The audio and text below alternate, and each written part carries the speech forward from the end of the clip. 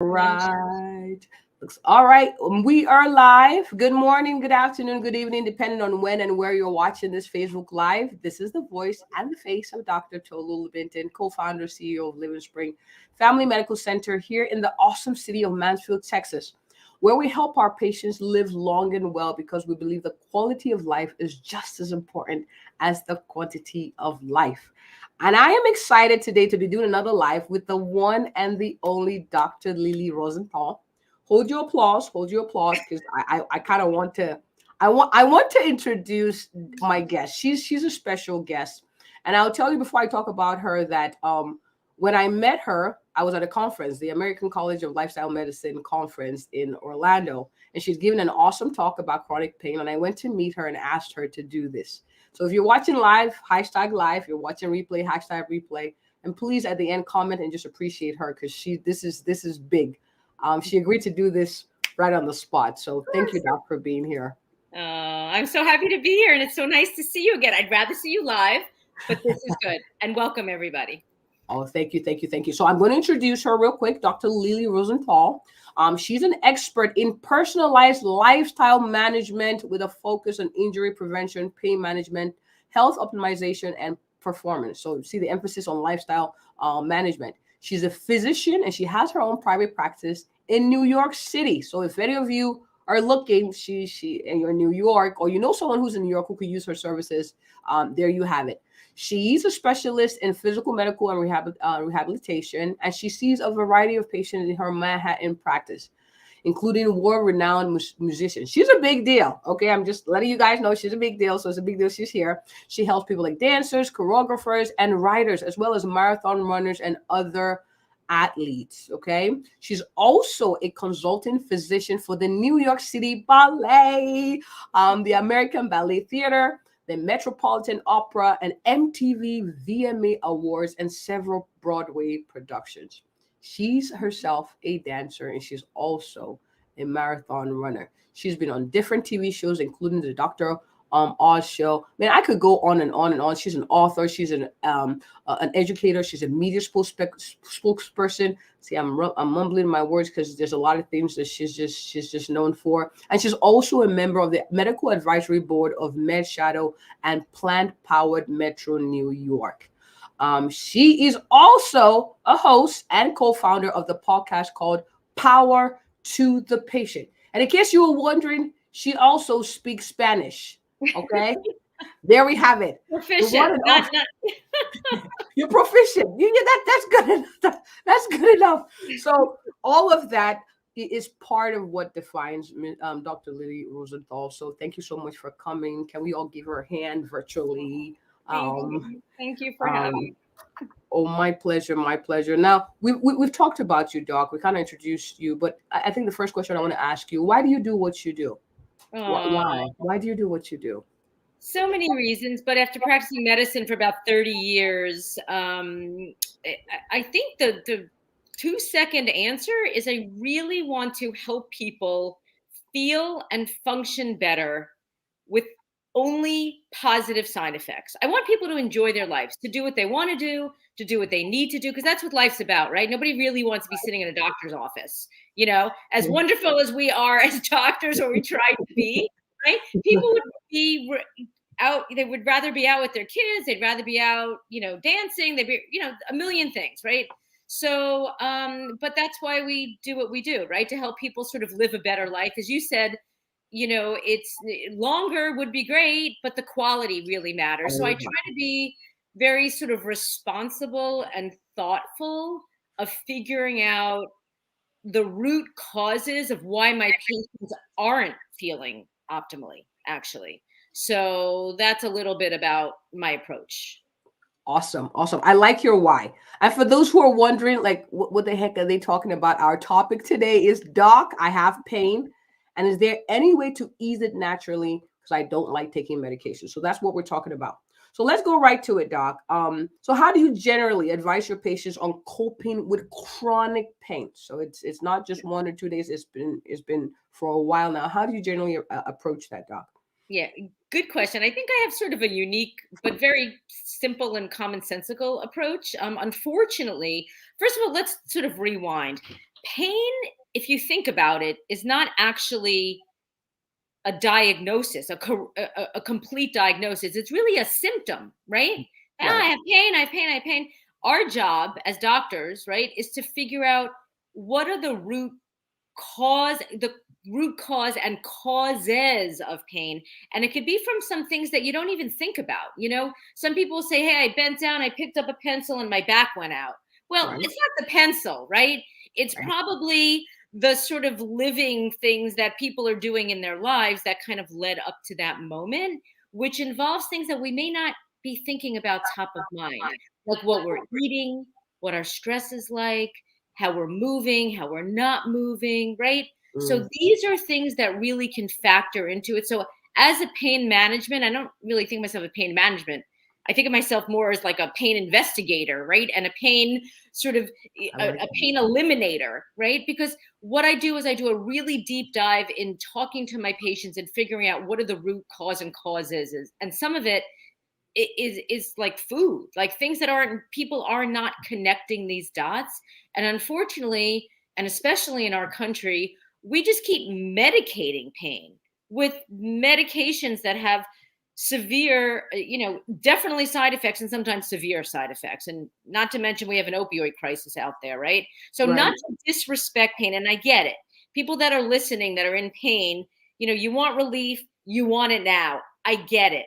But reaching for that pill, which has side effects, is not really the most complete answer to solving what I call the pain puzzle.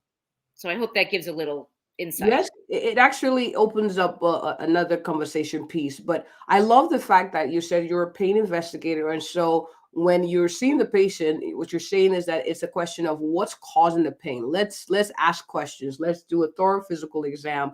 Let's find out more about your history, your habits, things you do and you don't do, to find out the underlying cause of pain. So for those who are watching, I guess one of the biggest tips from that, just that those comments you made, is find you a doctor who's able to investigate, not just, almost like throw water in a basket and just put a Band-Aid over something that needs to be exposed and treated. So what would you say if someone came to meet you and say, Doc, I've been having pain now for a while, and I've seen different specialists, nothing seems to work. What would be the first thing as far as tips on finding out root cause? Yeah, great question. Let me just dial back. I could say this after, but I'll just say it now because you said something that made me think of something that's super important for your listeners. It's always a good question because a lot of doctors, unfortunately, you know how it is. You've sat in waiting rooms, right? There's a lot of people waiting. Doctors, I mean, the average doctor visit in this country is about 6 minutes. So there's not a lot of time, unfortunately, to be doctor be asking all these questions. I schedule an hour with each patient because I really want to, this is what I do. So I really want to figure out, and I do a full physical, hands-on, literally. I say my best diagnostic tools are my eyes to observe, my ears to listen to the story or the history, and my hands to do a very thorough physical examination. That's like 90%, 98% of the information. We learned this back in medical school, right? So if your doctor's not doing a full examination, that's kind of a problem. If they just want to give you what I call a chemical Band-Aid, right? Like you mentioned that, sort of a Band-Aid. Some of the things you can ask your doctors is a very important question is, what can I do for my pain that I can do myself that is not a pill? Okay. You might get a response like a deer in the headlights because our healthcare system is very focused on symptom management. But I really want to blow the minds of the listeners by thinking a little differently. And if you're listening and you're in pain and it hasn't been solved, these are often a lot of the reasons why. Like, we don't know everything in medicine, but in order to really treat pain comprehensively, responsibly, ethically, we need to be asking deep questions, things about lifestyle, things about food, things about sleep, things about stress, things about movement. it's not often not a coincidence that a patient's going through a horrible relationship situation and boom, that's when the back pain started. So we have to get a little curious. And it's a good idea to sort of start with yourself to think, is it, things don't just come on, right? I mean, a lot of things I see are musculoskeletal pain. Like there's so many areas of pain. Again, pain is not a real diagnosis, if you will. Pain could be from a disc, it could be from a nerve, it could be from an appendicitis, it could be from a wisdom tooth, it could be, right? So I just want to get, your listeners are smart and curious and interested. I want people to start thinking like this, right? You need a solid answer before you start treating something. You need to know what it is. And that's kind of basic, but that unfortunately is not often what's done.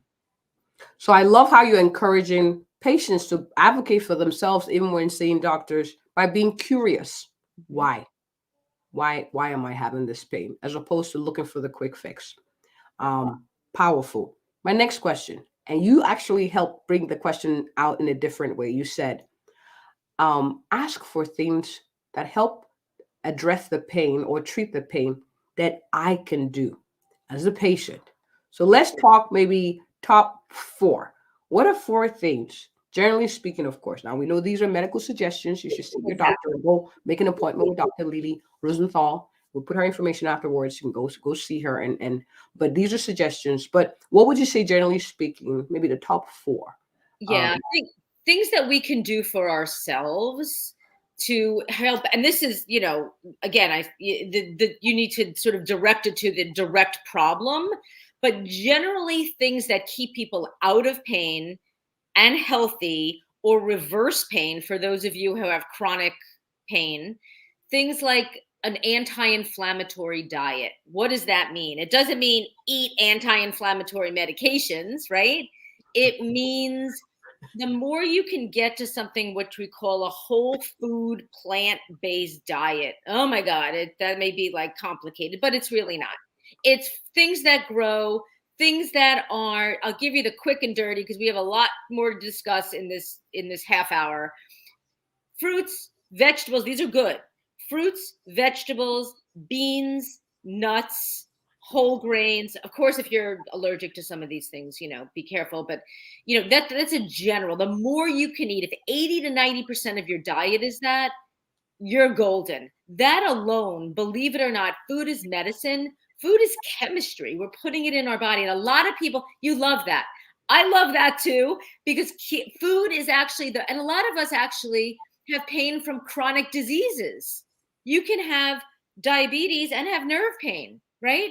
But if you didn't have diabetes, your nerves would be healthy and they wouldn't give you pain, right? So we're getting to basic food as medicine. I could say that 20 times over. It is the master key, and food can help or food can harm us. The sort of other end of the spectrum, sort of the worst possible thing you can do for yourself, is eat things that are processed or ultra processed. So things I like to call it, I came up with this, the 3 Bs. Things that are bagged, boxed, and branded, meaning that they're made in a factory, they're processed, they're way less healthy, causes boom, inflammation in the body and pain. So, all right, you asked me for 4. I'm sorry, I'm long-winded. No, you're doing good. I'm taking notes. You're doing good. That was food. The second, you got to move your body. Movement is good. Movement is good for the brain. It's good for the body. It's good for the circulation. It's good for getting oxygen everywhere. So I would say movement. And we're not talking anything fancy. You don't have to join, a fancy gym. You can do exactly what the doctor's doing, which she's dancing. So you can dance, you can move, you can get up from your computer every 30 minutes. You can walk. I recommend the quick and dirty. My go-to is an hour a day in the morning, if you can, in sunlight, because there's something about nature that hits our brain and body in a good place, and it gives us a little vitamin D, which can also help with pain. So food, movement, stress. All right, this is a big conversation, but stress can tighten our bodies. It could also release a lot of neurochemicals in the brain and the body, which just ratchet up the pain. So all of us have stress. So if you have stress, don't feel badly. You're just human, right? But it's the way we deal with stress. And stress can be good. Stress could be like, we're excited about something, right? But keeping stress, chronic stress, and I know a lot of us have tough situations. We've got pandemic, we've got kids at home, we've got, aging parents, we've got our own problems, right? So stress, but the way we interact with stress, and we can't go into all the details now, is something that can actually literally dial down that pain meter. So simple things that are free, cheap. I say cheap, but they're free. You can breathe, you can take deep breaths, you can do some meditation, you can exercise, which was point number 2, right? That can actually help reduce stress as well. I'd say the 4th thing, there's so many, but I think I would say sleep. Getting good sleep, because if we're not sleeping, we just feel so miserable in every area of our lives. And we're not rebooting, we're not restoring, and we're certainly not helping our pain. So a couple of strategies for success in sleep would be turn that phone off after this show, by the way, but not, listen to the show and then you can shut your computer and your phone. Tune into Dr. Ola Benton every time she's on. But when that's done, listen to music, read a book, take a bath, power down. We're all 24/7, and that also actually ratchets up the pain. So those are some strategies that have no side effects, and I would even say positive side effects that we can do right now, right? So those are practical tips. And honestly, I'm not so fancy. I just follow the science, and the science is not confused about this. We can do so much better than pills and procedures, but unfortunately, we have our healthcare system, and we're human, so we want instant gratification, right? Give me the quick fix. But I have to tell you, the dirty little secret is really you have to be involved in your own care, because your doctor, even if they're giving you fantastic advice, they're not going to come home with you and do the things every day that really, it's like you told me you just had a wealth show on about sort of making money off of money, which sounds fascinating because there's, financial health as well, right?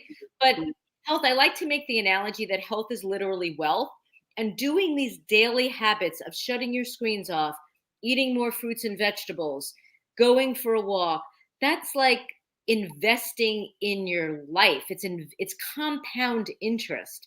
These daily habits that you get into is literally priceless, because those of you living with pain or know people that are living with pain, it is miserable. I just got a shingles vaccine. I was flat out earlier this week. People live in that state all the time. I just had a reaction to it. It was miserable. I was out for 24 hours. But people living in pain, it makes me, I like to think I'm compassionate and empathic to begin with. But when I, don't feel well, or if I get an injury, it's bad, right? But there's no pill. There's no one thing. I think we get a little reductionistic when we think, hunting around sometimes for doctors, like, give me the cure, give me the thing.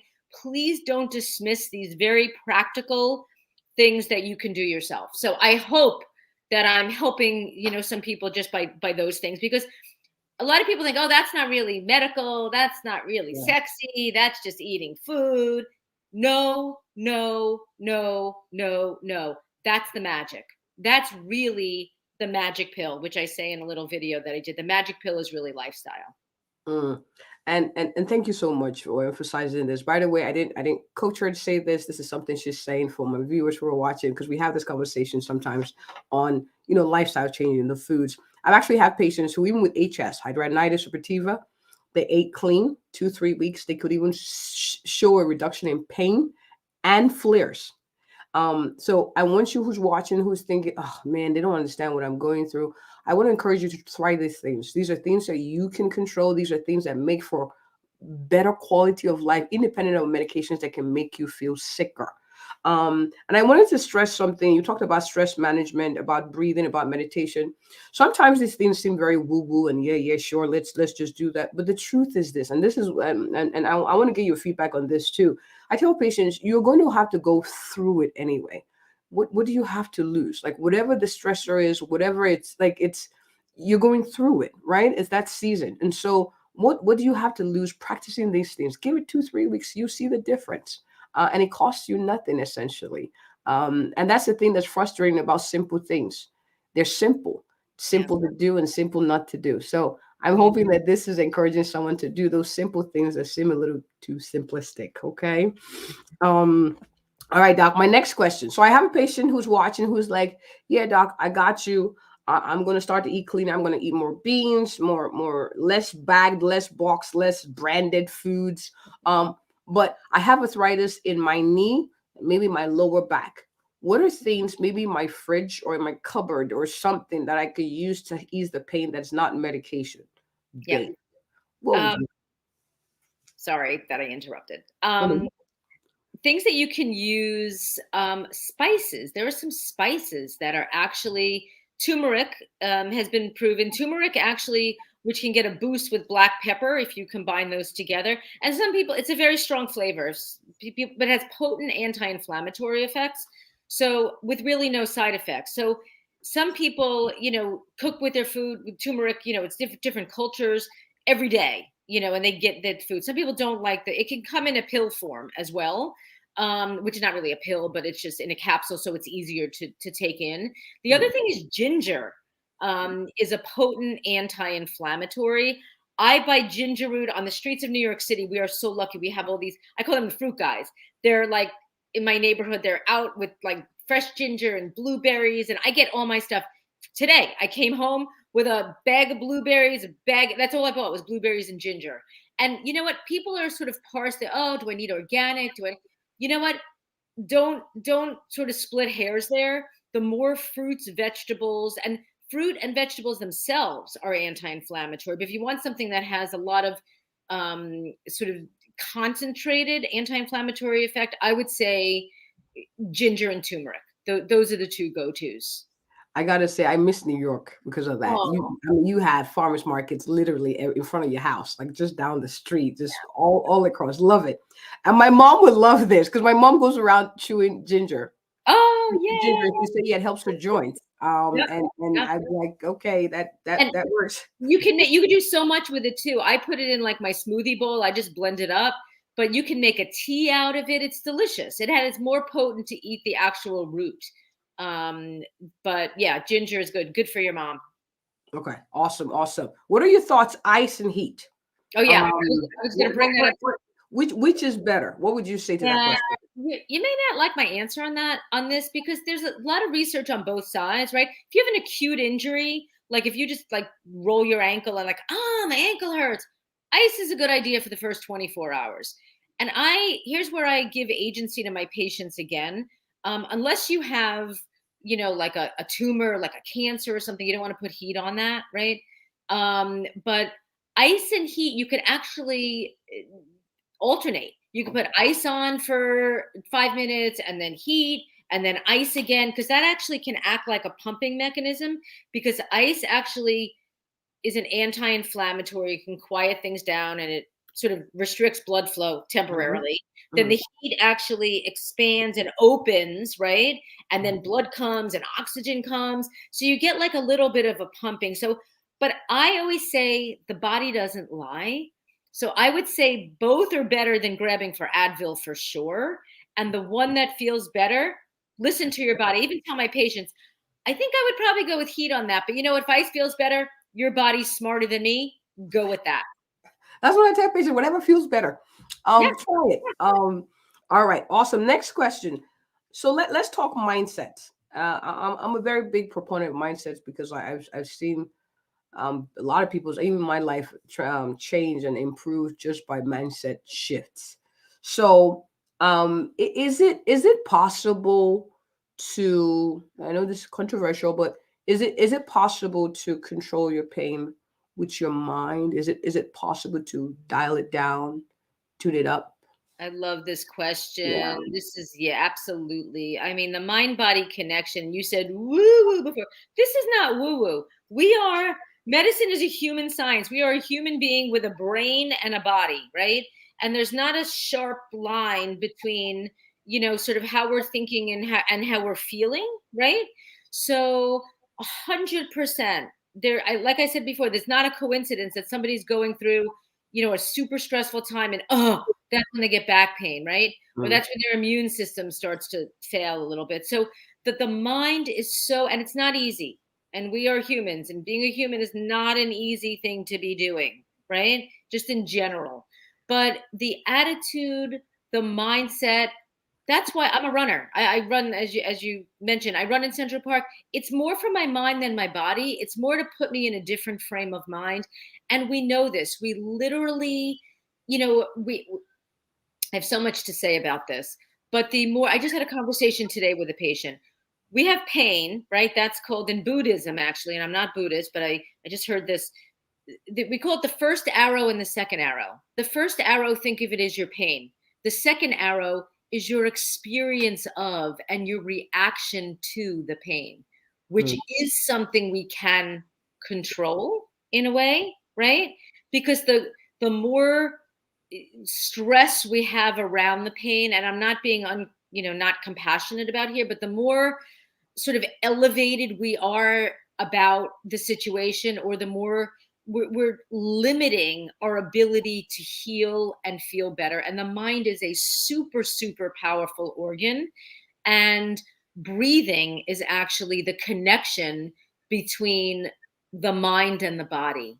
So something that we can do is just simple breathing. We said it's so simplistic. I love how you said it's easy to do, it's easy not to do, right? It's not that complicated. So it doesn't seem so important. It's the most important, and you have it with you all the time.